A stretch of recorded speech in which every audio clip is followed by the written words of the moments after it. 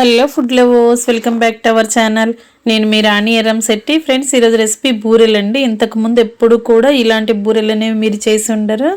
చాలా టేస్టీగా ఉంటాయి, జెల్లీ జెల్లీగా, జ్యూసీగా, చాలా కమ్మగా ఉంటాయి. ఆ ప్రాసెస్ అంతా చూద్దాం. ముందుగా ఒక కప్పు నిండా మినపప్పును ఒక గిన్నెలో వేసుకుని నానబెట్టండి. అదే కప్పుతో ఒక కప్పు బియ్యం కూడా వేరొక గిన్నెలో వేసి నానబెట్టండి. 4 గంటలు నానిన తర్వాత శుభ్రంగా కడిగిన తర్వాత మినపప్పు అంతా కూడా మిక్సీ జార్లో వేసి మెత్తగా గ్రైండ్ చేసుకోండి.